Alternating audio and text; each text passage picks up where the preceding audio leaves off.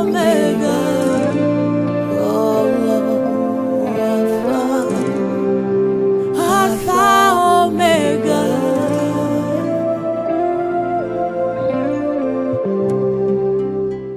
Veuillez vous lever et nous lisons la parole de Dieu dans les livres d'Hébreux. Chapitre 12, versets 28 à 30.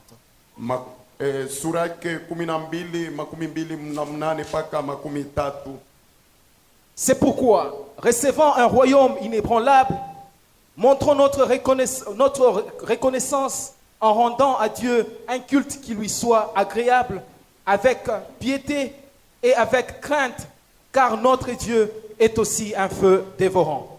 Amen. Nous acclamons la parole de Dieu et nous nous asseyons. Bien-aimés, prêtez-moi vos oreilles et je vais vous communiquer ce que le Saint-Esprit nous a révélé. Tout le monde le sait, tout le monde chante, tout le monde glorifie Dieu. On sait qu'il est arrivé à la fin de l'année. Bien sûr, c'est une grâce du Seigneur que de traverser 365 jours. Dans les 365 jours,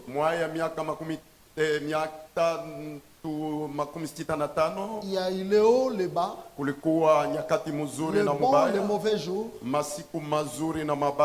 Mais malgré toutes ces choses, Dieu nous a conservé la vie. Alléluia. Amen. Bien-aimés, s'il y a un thème que j'ai reçu à vous transmettre, je l'intitule comme ceci: la reconnaissance à notre Dieu. La reconnaissance au Dieu créateur. Ainsi, nous entendons ici la parole qui nous proclame. C'est pourquoi recevez. Excusez-moi. C'est pourquoi recevant un royaume inébranlable. Montrons notre reconnaissance en rendant à Dieu un culte agréable, avec piété et crainte, car notre Dieu est aussi un feu dévorant. Je crois, vous le savez vous tous, le royaume que Christ nous a amené sur terre,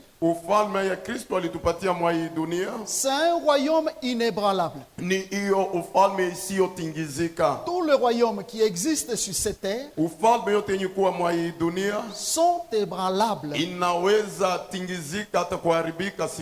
Les hommes ont régné dans ce monde aujourd'hui, ils ne sont plus. Leur gloire s'est déversée et s'est passée.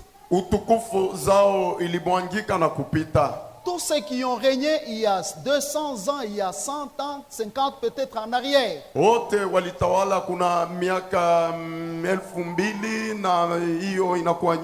n'ont plus un royaume, ils n'ont rien avec eux. Mais la Bible dit à nous-mêmes, la Bible nous dit, recevant un royaume inébranlable. C'est le royaume de Christ qu'il est venu installer sur terre et dont nous, son peuple et ses enfants, nous faisons partie. L'apôtre Pierre déclaire, il dit que vous êtes une maison sainte, un saint sacerdoce,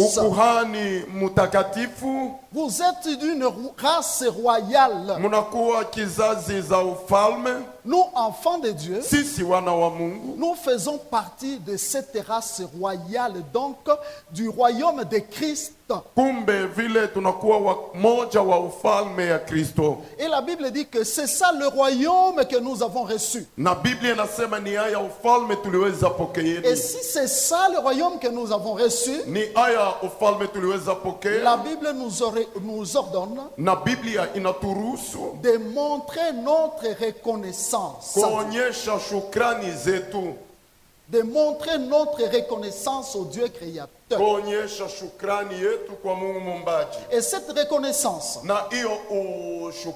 vais en parler en deux parties. Il dit premièrement, en offrant à votre Dieu un culte agréable. Donc notez-le, un culte agréable. Il y a aussi des cultes qui ne sont pas agréables. Mais pour nous, on nous ordonne d'offrir à Dieu un culte agréable. Un culte que Dieu peut agréer. Et il dit, avec piété et crainte. Voyez frère, ça c'est notre message très fort. Pendant que nous nous approchons, que nous nous approcherons toujours de notre Dieu, la première chose nous devons nous regarder, est-ce que nous nous approchons avec crainte ou non? Une chose que j'ai toujours déclarée, je le déclare, je le déclarerai. Lorsque on commence à s'approcher de Dieu, à la manière de tout le monde, à la manière de ce monde, c'est-à-dire sans crainte, on n'offre plus un culte à Dieu.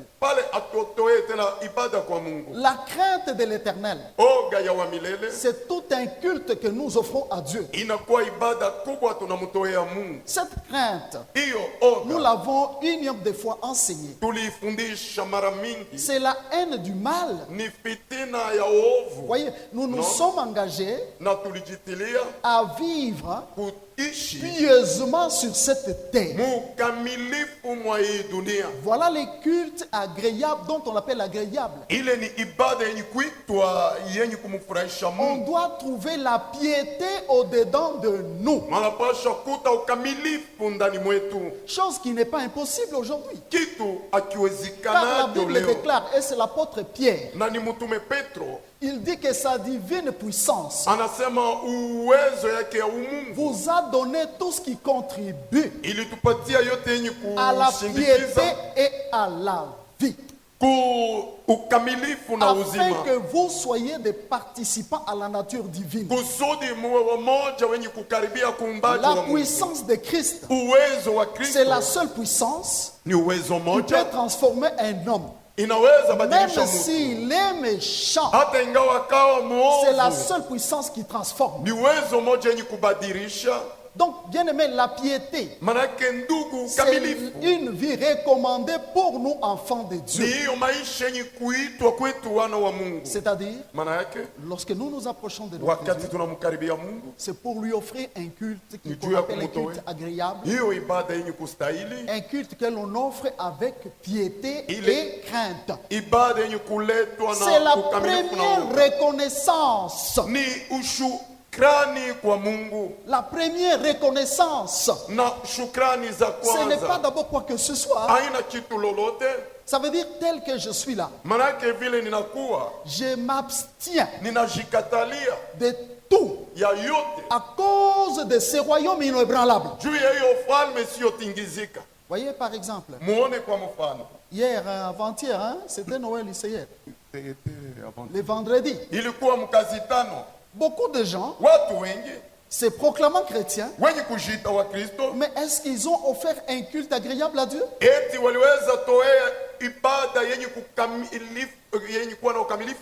Je sais que je ne crois même pas. Comme nous l'avons déclaré d'ailleurs si haut. D'ailleurs, cette fête-là, qui est fabriquée, qui part d'abord par des dates qui sont fausses, et une date d'adoration d'un faux Dieu, Voyez frère, c'est pourquoi je vous ai dit on ne peut pas mêler la paille au froment. Et j'ai dit nous ne pouvons même pas nous mêler à cette fausse adoration. On ne comprend rien dans tout ça. Nous, le Seigneur nous demande d'offrir à notre Dieu un culte agréable. C'est notre première reconnaissance. Si Dieu t'a sauvé, tu dois être reconnaissant. Et cette reconnaissance consiste à peigner très bien ta vie tous les jours. À te regarder tous les jours. Est-ce que tu marches droit ou non? Voyez mes bien-aimés, les cultes agréables, ce n'est pas parce qu'on a beaucoup chanté, on a bien chanté, non. C'est premièrement notre vie intérieure. C'est premièrement tout ce que nous menons comme vie par rapport à la parole qui nous a été enseignée. La piété et la crainte de Dieu, la reconnaissance envers Dieu. Alléluia. Amen. Et deuxièmement, on nous dit que car notre Dieu aussi est un feu dévorant. Les hommes connaissent Dieu dans ce monde comme étant seulement un Dieu d'amour. Frère, il n'est pas seulement un Dieu d'amour. Il est un Dieu d'amour pour sauver. Mais lorsque quelqu'un rejette toutes ces grâces que Dieu lui donne, il devient un feu dévorant. Et la Bible dit quelque part, car le Seigneur jugera son peuple. Mieux vaut ne pas se présenter devant Dieu, qui deviendra mon juge pour me juger. Gloire à notre Seigneur et Sauveur Jésus-Christ. Nous rentrons dans notre deuxième élément de la reconnaissance. Vous savez pourquoi j'ai dit ça? J'ai dit que c'est à la fin de l'année, chacun va faire un tout petit peu son bilan personnel. Comment il a marché avec son Dieu? Est-ce que tu as offert un bon culte, un culte agréable à Dieu? Il y a eu la piété en toi et la crainte de Dieu en toi toute l'année? Si cela n'a pas été le cas, tu ne l'as pas offert un culte agréable. Et tu n'es pas aussi non plus reconnaissant. Voyez mes frères et sœurs, je voudrais vous amener quelque part. C'est pour que nous sachions, frères, qu'à chaque bienfait, nous devons être reconnaissants. Qu'est-ce que nous avons reçu de plus grand sur cette terre? De la part de notre Dieu. N'est-ce pas le salut? N'est-ce pas la vie éternelle? Malheureusement, pour beaucoup de chrétiens, ils ne comprennent pas que c'est ce que Dieu nous a donné le plus grand. Voyez, bien aimé, nous devons toujours nous représenter l'œuvre de notre Seigneur et Sauveur Jésus-Christ à la croix. Ce n'est pas une œuvre, frère, qui viendra encore une fois. Il a payé le plus grand prix de tous les prix. Le prix de nos péchés. Est-ce que nous ne pouvons pas lui être reconnaissants, frère? Hier, nous étions candidats pour hériter l'enfer. Il vient se placer entre nous et l'enfer pour nous ramener dans la vie éternelle.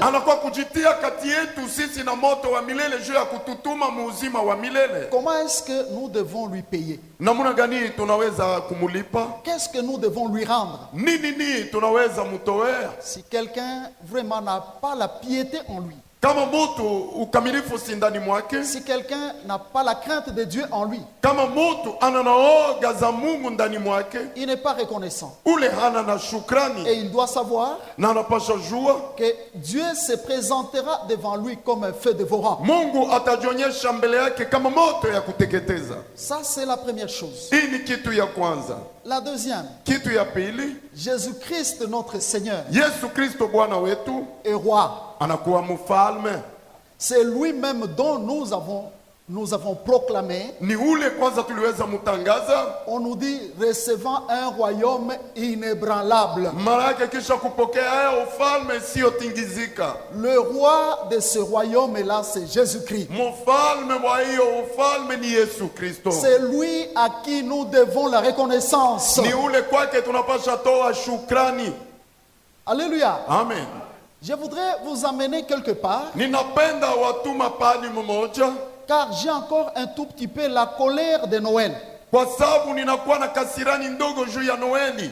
Une fête sans Dieu, Karamu bila Mungu, une fête des païens, karamu ya wapagano, une fête qui n'a aucun fondement biblique, karamu hayuko na msingi hata une mmoja ndani ya fête Biblia, fausse et de faux. na hiyo karamu ya ongo na watu waongo. Mais je vous démontre, frère, Ninapenda onyesheni ndugu que Jésus est roi. ya kama Yesu ni mfalme. Ouvrons nos Bibles. Tufungue Biblia zetu. Nous sommes dans le livre de Matthieu, chapitre 2, Tunasoma mkitabu ya Mathayo sura yake ya du pili, premier au deuxième verset. tangu mstari wa kwanza mpaka wa pili, Et nous allons lire en même temps du 10e au 12e verset. na tutasoma 10 mpaka 12. Jésus étant né à Bethléem, en Judée, au temps du roi Hérode, voici des mages d'Orient arrivèrent à Jérusalem et dirent, où est le roi des Juifs qui vient de naître? Car nous avons vu son étoile en Orient et nous sommes venus pour l'adorer. Versets 10 à 12, nous lisons, quand ils aperçurent l'étoile, ils furent saisis d'une très grande joie. Ils entrèrent dans la maison, virent le petit enfant avec Marie, sa mère, se prosternèrent et l'adorèrent. Ils ouvrirent ensuite leur trésor et lui offrirent en présent de l'or, de l'encens et de la myrrhe. 12. Puis divinement avertis en songe de ne pas retourner vers Hérode, ils regagnèrent leur pays par un autre chemin. Amen. Écoutez, mes bien-aimés. Sikilizeni wapendwa. Là, nous sommes à l'origine même de l'histoire de Jésus-Christ, notre Pale Seigneur. tuko kumwanzo ya historia ya Bwana Yesu Kristo. Il est né à Jérusalem en Judée, pas de problème. Alizalikwa pale Bethlehemu Mais Yudeo. écoutez au moins ce qui s'est passé. Sikilizeni yale liweza pitikana. Lorsqu'il est né, Wakati alizalikwa, ce n'est pas ceux qui l'attendaient qui l'ont connu. hayuko wale walianza mchunga Je voudrais dire walimtambua. qu'ils ont reçu la révélation. Ninapenda sema wale walipokea ufahamu. La Bible nous dit, Biblia inatuonyesha les mages qui venaient de l'Orient manake waakili wenye kutoka mashariki ont vu l'étoile. waliona nyota, Ils ont suivi l'étoile walifata nyota jusqu'à Jérusalem. mpaka ya Yerusalema. Et lorsqu'ils sont entrés à Na Jérusalem, wakati walifika pale Yerusalema, l'étoile a disparu. hiyo nyota iliweza potea. Ils ont commencé à demander, Walianza ils jiuliza, ont dit, où est le roi des Juifs qui est né? mfalme wa Wayuda alizaliwa Car na nous wapi? avons vu son étoile depuis l'Orient. Kwa sababu tuliona nyota yake toka mashariki Et nous sommes venus l'adorer. na tulikuwa kumwabudu. Écoutez un peu. Sikilizeni kidogo. Les gens qui proclamaient ce que je dis ici, Watu waliweza sema hii ninasema. ce sont des mages. Walikuwa waakili. Le mot mage, Manake tamko c'est waakili l'origine du mot magie. ni mwanzo ya maarifa. Et vous comprendrez Na mutaelewa que ce n'étaient pas les gens haikukuwa watu qui étaient appelés de Dieu, waliitwa na Mungu. c'était des gens qui servaient dans les ténèbres. Walikuwa watu wenye kutumika katika giza. Ce sont eux qui ont vu Ni wao waliweza ona l'étoile de Christ. nyota ya Kristo. Pendant ce temps, Wakati ile ceux qui l'attendaient, wale walianza je mchungu. vais dire les sadducéens, les scribes, les pharisiens et autres, Napenda sema wa n'ont rien vu. waandishi hawakuona kitu, N'ont rien vu. hawakuona kitu. Même aujourd'hui, Hata leo bien aimé, wapendwa, beaucoup de gens risquent de ne pas bien voir ni connaître Jésus. watu wengi wanaweza Rester kuacha dans kumjua l'état des Yesu, pharisiens, des sadducéens. kuwa kama Et wafarisayo au pourtant, wasadikayo. Jésus est déjà là. Kwa Yesu Au yuko retour hapo de zamani. Christ, Kurudi kwa sans vous Kristo, cacher, frère, bila kuwaficha, je vous dis, nawambie il y aura des surprises, je l'ai toujours répété. kutakuwa maneno ya mshangao Voilà. kila mara nasema. Mais la pensée que j'ai reçue, c'est laquelle? Wazo nilipokea na kwa wazo gani?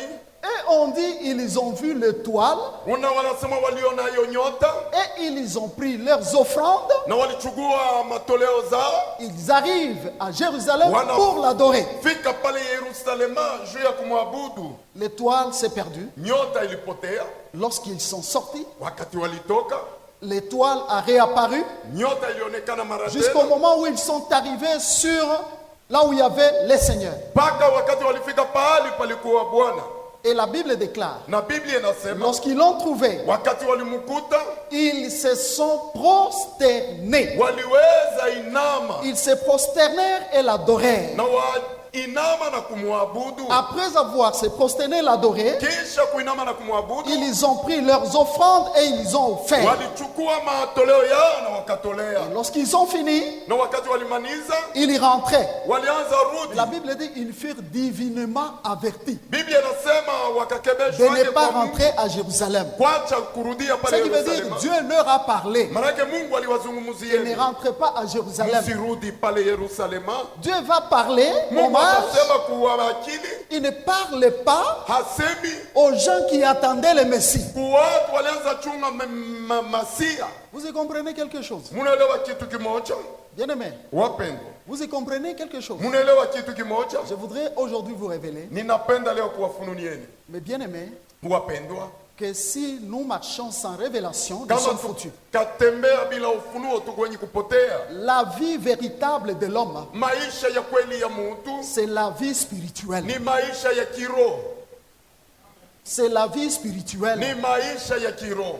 Vous voyez, Mnaona le mage, hein, wakili c'est entre autres comme les sorciers, les occultistes. ni kama vile walozi na wachawi Ils travaillent dans le monde spirituel. wanatumika mudunia ya kiroho. C'est là où ils avaient fait leurs études. Ni pale walifanya majifunzo yao, Ils étudiaient les astres, les étoiles et autres. walianza kujifunza Ils manyezi jua na avaient nyota, même leur révélation. walikuwa hata na ufunuo yao. Mais lorsqu'ils ont vu cette étoile-là, Wakati waliona hiyo nyota, ils se sont dit ça. walisema hiyo C'est une étoile exceptionnelle. inakuwa nyota za upekee, Et eux étaient le premier à découvrir le Seigneur. na ni wao walikuwa wa kwanza kumvumbua Bwana. Vous voyez, Mnaona le monde spirituel est toujours en avance. dunia ya kiroho iko kila mara mbele. Tu peux dormir, un sorcier peut te contrôler. Unaweza lala, lakini mulozi anakuongoza, Il peut entrer même en toi. anaweza kuingia hata ndani mwako, Il peut même détruire ta vie sans que tu le saches. anaweza hata haribu maisha yako bila wewe Physiquement, kujitambua. il te sourit, mais spirituellement, il te détruit.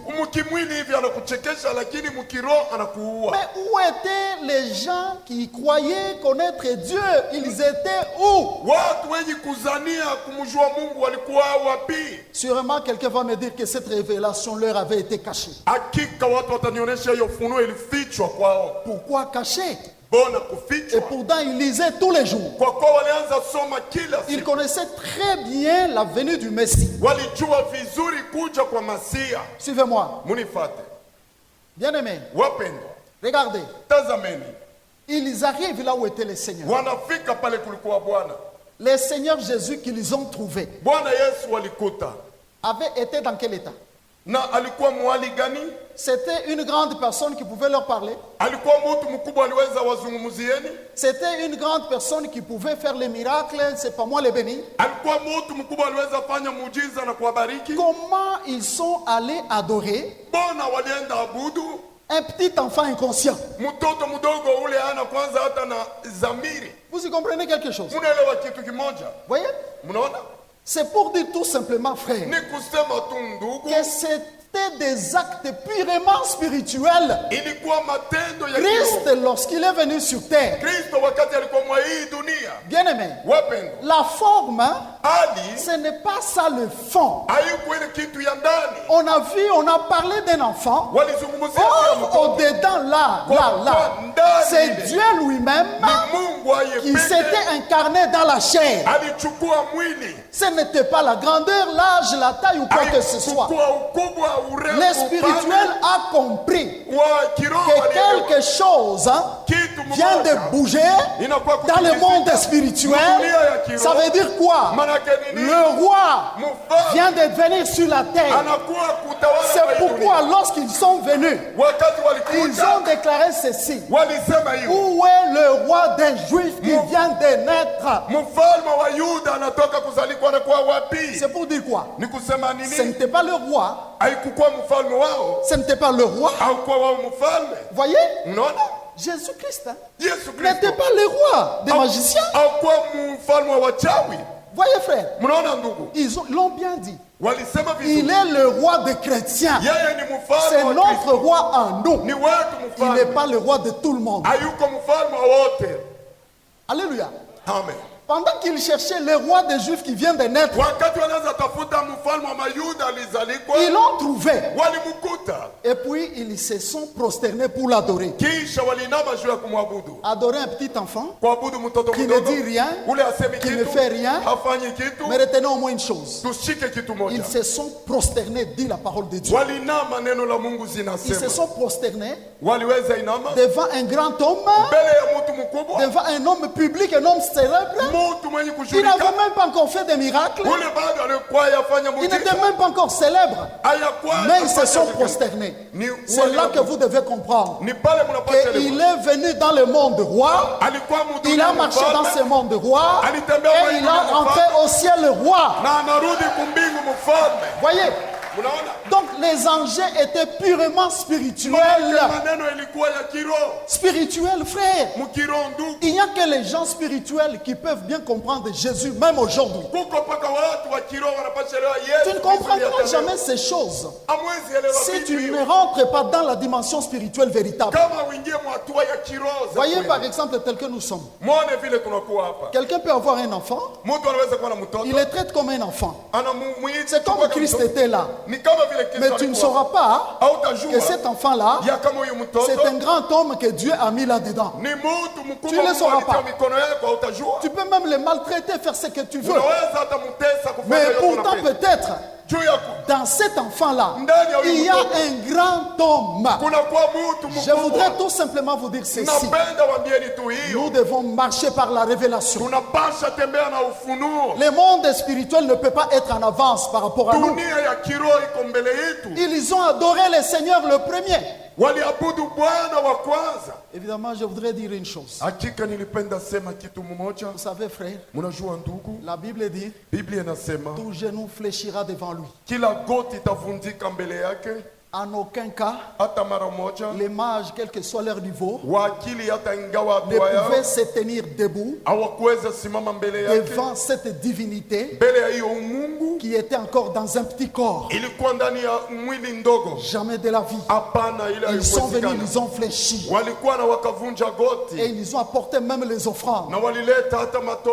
Vous savez, frère, que c'est leur créateur. Jésus, c'est leur créateur. C'est pourquoi même lorsqu'il rencontrait les démons sur terre, comme les démoniaques de Gadara, il a couru, il est venu se prosterner devant Jésus, tout en déclarant qu'il ne nous renvoie pas, s'il te plaît. Car ils étaient en présence du roi de rois, devant qui tout genou fléchit. Alléluia. Amen. Donc, mes bien-aimés, Jésus notre Seigneur est le roi qui a amené ce royaume inébranlable sur cette terre de vivants où nous sommes. Gloire au Seigneur. Maintenant, frère, les mages ont fait leur part, ils l'ont adoré, ils sont rentrés. Dieu va même leur parler et dit: non, non, ne rentrez pas à Jérusalem parce qu'il y avait un mauvais plan d'Hérode. Musirudi pale Yerusalemu kwa sababu kulikuwa matengenezo mabaya ya Herodi. Dieu va même leur parler. Mungu atawazungumzieni. Dieu peut parler à un païen. Mungu anaweza zungumzia hata kwa mpagano. Alléluia. Amen. Vous savez qu'il y a des païens qui connaissent très bien Dieu que les chrétiens. Munajua kuna wapagano wenye Vous kujua savez, Mungu il vizuri y a kuliko des Wakristo. païens qui posent des actes plus grands que les chrétiens. Munajua ya kama kuna wapagano wenye kufanya matendo makubwa kuliko Wakristo. Voyez frère. Munaona ndugu? Et ils sont partis. Na walijendeza. Leur histoire s'arrête là. Historia yao Nous nous ilisimamia retenons pale. seulement une chose. Sisi tunashika kitu Lorsque moja. notre roi est né, Wakati mfalme wetu il alizaliwa, a été adoré aliabudiwa, avant qu'il ne soit célèbre, bado avant qu'il ajulikane, ne fasse quoi que ce soit. bado afanye kitu N'allons-nous pas croire hatuwezi amini qu'il est réellement roi, ya kama il kile est né mfalme, roi yeye alikuwa et il mfalme, restera roi. na atabaki mfalme. Alléluia. Amen. C'est pourquoi Ndio kwa maana aujourd'hui, leo bon, si les gens s'enivrent pour adorer avec l'ivresse, kama watu wanalewa kumwabudu muulevi, peut-être ils font partie de la famille des mages. saa zingine wao ni Sans wajamale qu'ils wa soient majini sauvés. wenye kuokolewa, Et là n'est pas notre problème. na pale hakuna Le shida hiyo. problème maintenant, Maneno sasa c'est toi et moi. ni wewe na mimi. Voyez, Muone si les mages l'ont adoré, kama wakili walimwabudu, c'est en guise de quoi? ni juu ya nini? De la reconnaissance que non, voilà, il est venu les sauver. Shukrani kusema hakika alikuwa kuokoa, Il n'est pas venu sauver les magiciens. Hein? hakuwa kuokoa wachawi, À moins un magicien qui est appelé, ila tu mchawi mwenye kuitwa, il est venu sauver les siens. alikuwa kuokoa waliye wake, Son peuple à lui. taifa yake yeye. C'est pourquoi, frère, Ndio kwa maana ndugu, sans savoir comment bila kujua namna gani et où Dieu t'a adressé sa vocation, na Mungu alifanya tu wito t'es wake, rendu compte hein, na uliona ya kama que soudain là, kwa ghafla tu te trouves là où tu es. unajikuta Un pale autre se unakuwa, retrouve là où il est. na mwingine Il anajikuta est pale même anakuwa, serviteur. na yeye ni Un autre mtumishi, se retrouve, mwingine il anajikuta sent qu'en lui, la vie c'est Jésus ou jamais. maisha yake ni Yesu hata Nous ne akure. connaissons pas l'œuvre que le Saint-Esprit a fait en chacun de nous. Na atujue kazi Mais Bwana du Roho moins, alifanya. nous voyons ça de nos yeux. Tunaona hayo kwa macho yetu. Ne serons-nous pas reconnaissants? Eti hatuwezi kuwa na shukrani, Ne serons-nous pas reconnaissants eti hatuwezi kutoa à shukrani cause de ce roi juu ya huyo mfalme à qui appartient le royaume inébranlable? ule mwenye kuwa wa hiyo falme Nous devons isiyoharibika. être reconnaissants. Tunapasha toa Le shukrani. monde est ingrat aujourd'hui. Dunia haina shukrani Les leo, hommes sont ingrats aujourd'hui. watu hawana na shukrani leo. Regarde combien prennent Muone wangapi la wanachukua valeur du royaume des cieux neno la ufalme ya mbingu à la légère. kumchezo. Même les choses de Dieu ici. Hata maneno ya Mungu Tu vois, haya, quelqu'un qui a cru, kuna mtu il anaamini ne le fait pas avec zèle. lakini haifanye na bidii. Évidemment, je vous ai déjà dit Hakika nimekwisha que waambieni, notre église kanisa yetu est comparée à l'église de la Odyssée. inalinganishwa na kanisa ya La Laodiceo. prophétie de l'église de la Odyssée. Unabii wa hiyo kanisa ya Christ Laodiceo avait donné. Yesu alileta, C'est la prophétie de l'église de notre temps. ni hiyo unabii ya Il kanisa a dit yetu. que c'est une église hein, Alisema ni hiyo qui kanisa n'est ni froid ni bouillant. haina kwanza na joto hata Une église hein, baridi, tiède. yenye kuwa vuguvugu. C'est les caractères ou des chrétiens Ni hali hiyo wa Kristo dont on ne sait pas très bien situer. wala hatujui kuwatia Ça veut ngambo. dire aujourd'hui gani. il est sérieux, demain il n'est pas sérieux. Leo anatembea vizuri na Mungu, Ça veut dire kesho atembea il marche, vizuri. Anatembea. au-dedans de lui peut-être il est hypocrite, Ndani mwake ni munafiki, au-dedans de lui peut-être il cache la ruse. ndani yake mnafichwa ukorafyo. Un autre il tombe aujourd'hui, demain il se relève. Mwingine anaanguka leo, C'est kesho ça. anaanguka. Ni hiyo Ni froid ni bouillant. haina baridi hata joto, Tiède. lakini vuguvugu. Et le Seigneur a reproché quoi? Na Bwana aliwakemea nini? Parce que cette église Kwa saa hiyo dit que kanisa non, voici je suis riche. inasema niko mtajiri, Je n'ai besoin de rien. sihitajiwi kitu. Lui le Seigneur dit Yeye Bwana que moi anasema je vois mimi que naona voici tu es pauvre. uko maskini. Oui, l'église de ce siècle Kanisa ya kati est hiyo pauvre spirituellement. iko maskini mkiroho, Pauvre même des dons du Saint-Esprit. maskini kwanza hata kuzawadi ya Roho Voyez, Mtakatifu. mais l'église pense être riche, Kanisa inazania kwa peut-être mtajiri, à cause de belles constructions. saa zingine juu ya majengo mazuri. Les constructions n'ont rien à voir Majengo haina na kitu avec la sainteté et l'intérieur, frère. na utakatifu na ule wa ndani, ndugu. Alléluia. Amen. Voyez, une Mon- église Il dit que je vois que tu es pauvre, aveugle et nu. C'est temps ici que nous passons. Je vous prophétise, c'est le temps de l'église aveugle. On a bafoué et on continue à détruire la doctrine de Christ. Les gens font ce qu'ils veulent. On a pris la science, on a fait entrer dans la parole de Dieu. Aveugle. Et lui-même le Seigneur dit c'est une église nue. Il dit je te conseille de venir chez moi et d'acheter des vêtements. Des vêtements blancs afin que tu sois vêtu. Ça relève de la grâce véritable de Dieu. Pour trouver Dieu dans la vérité. Pour prier Dieu là où on l'invoque dans la vérité. Ne croyez pas que c'est une chose facile, vous qui m'écoutez. Et là où vous priez, même si vous priez ici, voyez si la vérité est là ou pas. Moi je n'ai pas honte de l'évangile, je vous l'ai dit. Les déviations sont à l'extrême, ça je vous l'ai dit. Et qu'est-ce qu'il dit à la fin? Il dit ceci. Et donc du zèle. Et donc du zèle. Une église sans zèle. C'est l'église d'aujourd'hui. N'est-ce pas vrai? Notre église. Ou s'il pleut, quelqu'un ne va pas aller à l'église. Il fait froid et quelqu'un ne va pas aller à l'église. La prière, quelqu'un va dire que ça, moi je ne saurais pas. Et pourtant l'église, mais dans la prière, elle a évolué dans la prière. Il persévérait dans la prière, dans la communion fraternelle. Ces choses-là, ces ailes-là, on ne sent pas ça. Voyez, frère, les ailes pour Dieu. Qui tient à ses rendez-vous avec Dieu? Je vous ai toujours dit, je vous le répète, peuple de Dieu, il n'y a pas de plus beau rendez-vous que le rendez-vous avec Dieu. Et c'est le rendez-vous des cultes personnels, d'ensemble. Voyez frère, ces ailes-là, les gens qui s'oublient pour Dieu, c'est ça. J'avance. La reconnaissance. Quand je dis ça, frère, c'est aussi avec un peu d'amertume. Personnellement, moi, mon appel à moi, jusqu'à ce jour, je ne supporte pas la légèreté dans ma vocation. Non.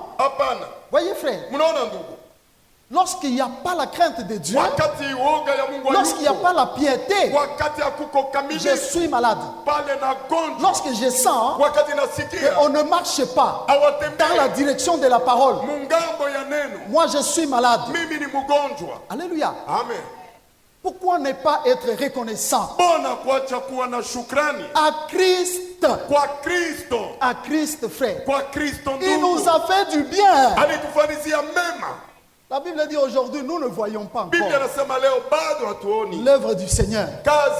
Mais je viens de vous révéler que ce sont les choses spirituelles dont les gens ne comprennent pas.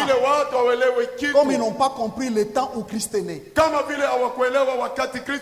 qui sont dans le monde spirituel, frère, c'est le manque de faux chrétiens et des chrétiens qui sont là, même devant la parole, ils ne sont rien. La parole parle, non? Lui, on dirait que ce n'est pas pour lui. Soyons reconnaissants. Nous devons la reconnaissance au Seigneur. Nous allons lire la parole de Dieu.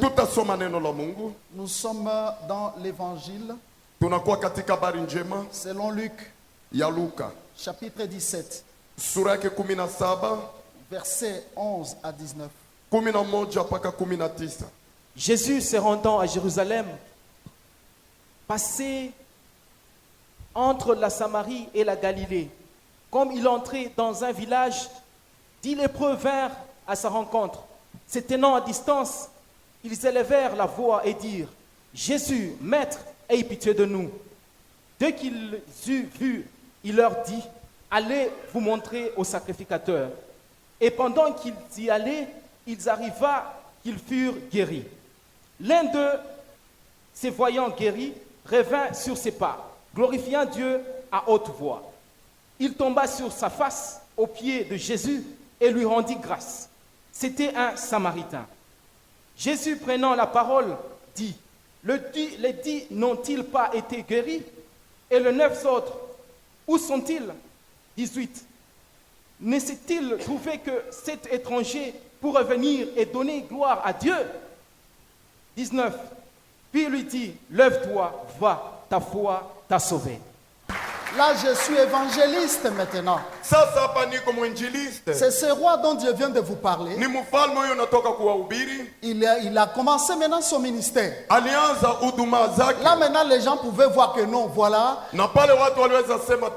C'est vraiment un roi. Il fait de grandes choses. Voyez, en retard, hein? Alors une fois il passait entre Jérusalem et la Samarie.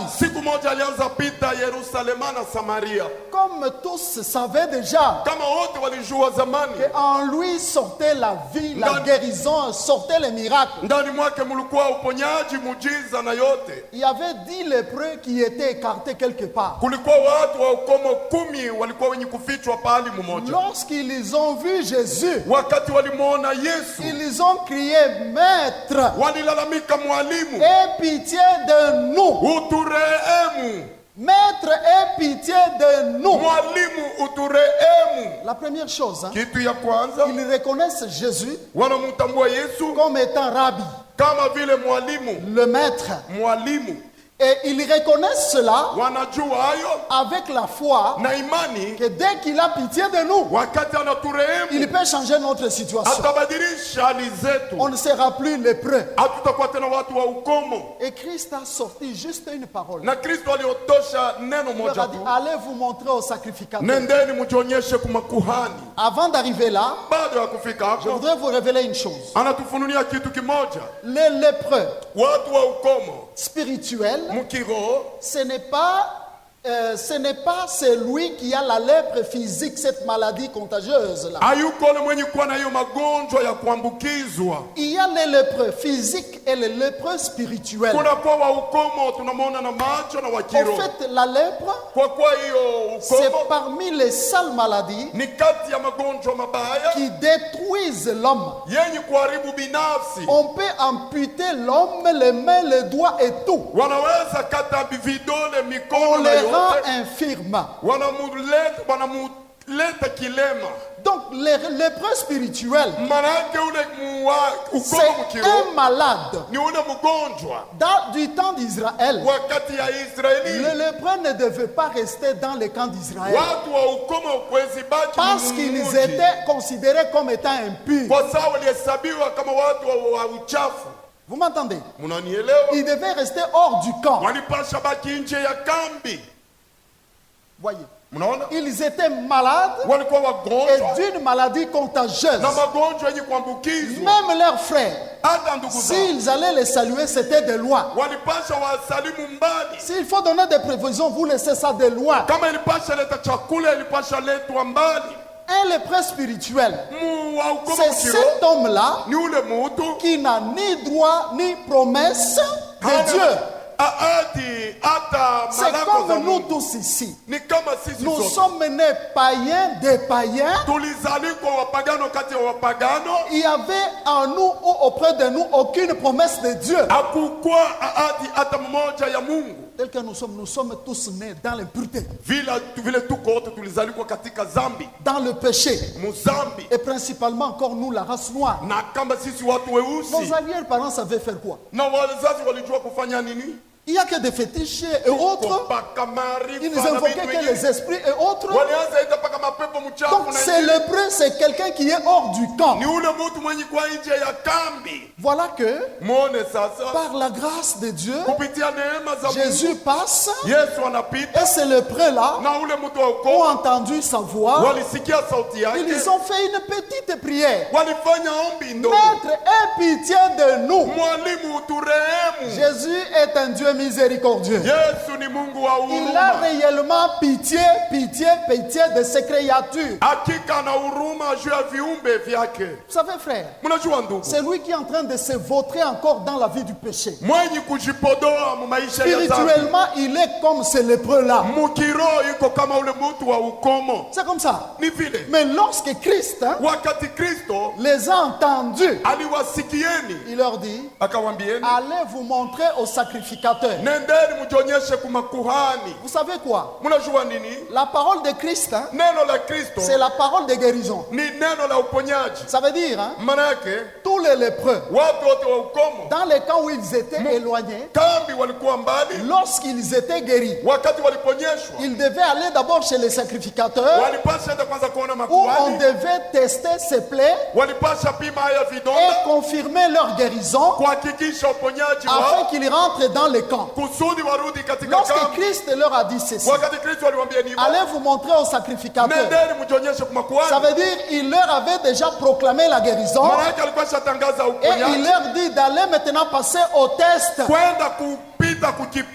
Voyez, et ils ont eu cette foi-là. Ils se sont retournés pendant qu'ils allaient. Ils se sont rendus compte, frère, qu'ils étaient tous guéris. Il n'y avait pas de traces de lèpre sur leur corps. Un événement comme ça qui arrive dans ta vie, frère, je crois que c'est le plus grand. Le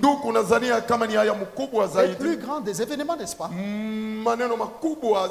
Malade à ce niveau-là, rejeté, négligé, mais tu te rends compte que boum, soudain là, tu as la vie. Écoutez-moi, peuple de Dieu. Ce que les hommes ne savent pas, que tous les jours de notre vie, Dieu a opéré des guérisons en nous sans que nous tous les jours de notre vie, Dieu a opéré des délivrances pour nous sans que quelqu'un pouvait même mourir dans un accident. Je ne sais pas comment un ange de Dieu t'a poussé et t'a dit ne va pas par là, va par là. Nous ne savons rien de tout ça. Quelqu'un a voyagé, il rentre sain et sauf, mais n'oublie pas que Dieu a peut-être retardé même le véhicule que tu prenais afin que tu passes et que tu arrives sain et sauf.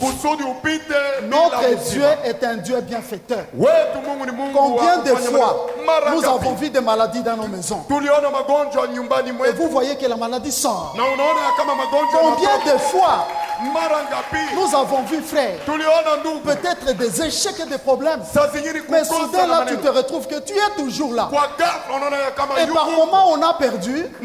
On se rend compte que je suis rétabli. Voyez, les lépreux n'ont pas su comment Dieu l'a fait. Mais lorsqu'ils se sont rendus compte qu'ils étaient guéris, les 9 ont commencé la course. Je crois qu'ils sont allés vers les leurs. On dit voilà, nous sommes guéris. Voilà maintenant. Vous voyez, frère. Mais ils ont oublié là où venait leur guérison. Un seul, voyant qu'il était guéri, sûrement peut-être il voulait aussi partir. Il a dit, ce ne sont pas mes frères qui m'ont guéri. Ce n'est pas tel qui m'a fait ça. Il se retourne et il dit, je vais d'abord aller là où vient ma guérison. C'est ce que le monde et les hommes oublient.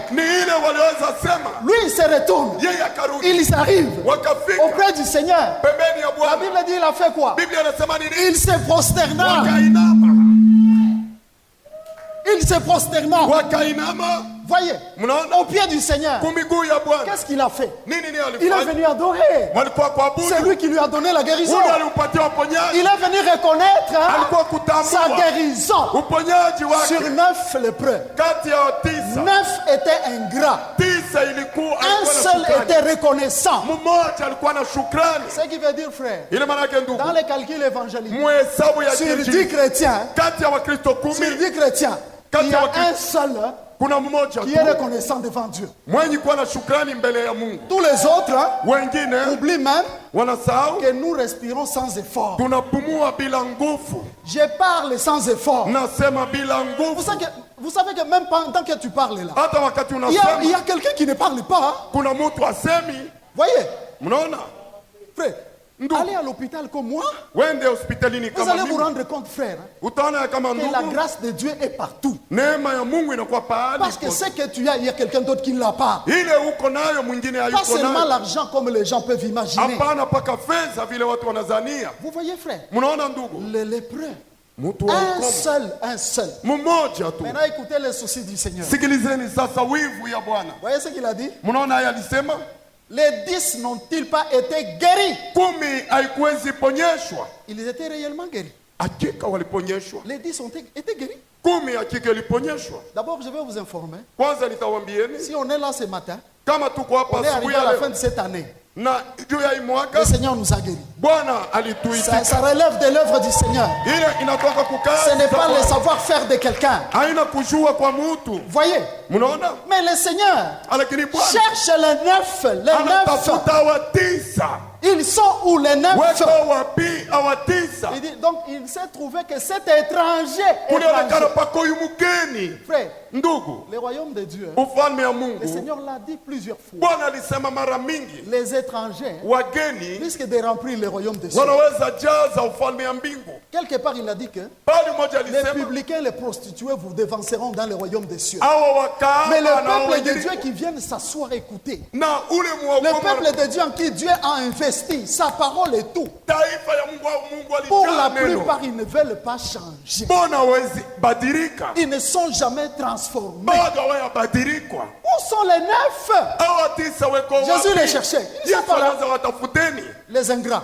Un seul vient reconnaître. Vous savez quoi? Il avait besoin maintenant, parce que le Seigneur scelle pour toujours sa guérison. Et le Seigneur a déclaré sur lui. Il dit, va, ta foi t'a sauvé. Les autres sont partis, mais ils n'ont pas reçu cette bénédiction du Seigneur. Bien-aimés, ne serons-nous pas reconnaissants? Je déclare, je dis, ne sommes-nous pas reconnaissants envers le Dieu créateur? Que chacun se situe du côté de ces lépreux-là. Comme les hommes, même la majorité, si tu vas chez les neufs, t'as mieux. Mais si quelqu'un va chez les seuls là, nous devons changer et voir notre vocation comme étant la chose la plus capitale que Dieu nous a laissée. Alléluia. Amen. Voyez. Ainsi donc, continuons la lecture, je termine. Même les chapitres 8, versets 1 à 4. Luc toujours. Nous lisons Matthieu chapitre 8, versets 1 à 4. Au nom de Jésus. Amen. Lorsque Jésus fut descendu de la montagne, une grande foule le suivit. Et voici, un lépreux s'étant approché, se prosternant devant lui, et dit, Seigneur, si tu le veux, tu peux me rendre pur. Jésus étendit la main, le toucha et dit, je le veux, sois pur. Alléluia. Aussitôt, il fut purifié de sa lèpre. 4. Puis Jésus lui dit, garde-toi d'en parler à personne, mais va te montrer au sacrificateur et présente l'offrande que Moïse a prescrite afin que cela leur serve de témoignage. Amen. Amen. Alléluia. Amen. En dehors des 10, il y avait un seul lépreux. qui est venu aussi supplier le Seigneur. Sûrement peut-être il avait appris qu'il a guéri 10 lépreux. Si tu le veux, tu peux me rendre pur. Christ dit, je le veux. Sois pur. Jésus guérissait avec la parole. C'est pourquoi ne jouez pas avec la parole de Dieu. Il y a la vie dans la parole de Dieu. Même pendant que je vous la proclame ici.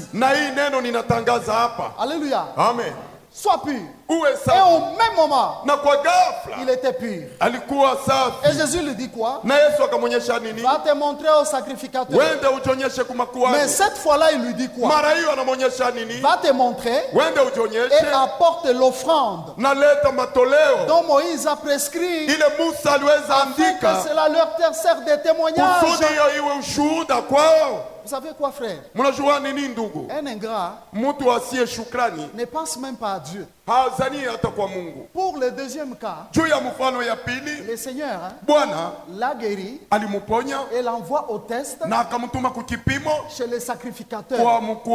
Et il dit apporte l'offrande pour que ça leur serve de témoignage. Du temps de Moïse, tout celui qui était guéri de la lèpre devait apporter une offrande et pour son témoignage. C'est pourquoi lorsque quelqu'un témoigne, il vient avec une offrande. C'est Christ qui l'a ordonné. Vous voyez? Voyez, frère? C'est pourquoi je vous l'ai dit. Écoutez-moi, peuple de Dieu. Jésus-Christ a fait beaucoup et de grandes choses pour nous. Ne soyons pas ingrats, soyons reconnaissants. Soyons reconnaissants. Là, vous trouverez les gens maintenant assis en eux-mêmes. Ils oublient que même pendant que mon cœur bat, c'est Dieu qui ordonne que mon cœur puisse battre jusqu'à cette heure. Et il va battre sans que tu payes aucun prix. Si je disais qu'il y a quelqu'un qui peut témoigner, même les 31 ici, qui peut témoigner? Vous devez témoigner, vous tous. Quelqu'un doit témoigner, il dit, je rends gloire à Dieu. Il m'a conservé la vie. J'ai vu l'année 2021. Je rends gloire à Dieu. Il a fait des choses dans ma maison. Je rends gloire à Dieu. Il m'a donné une bénédiction. Vous voyez, frère? Voyez? Alpha, Omega.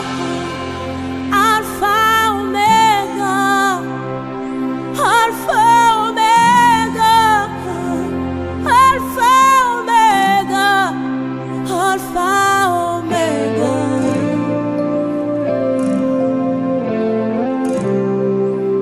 Alpha, Omega.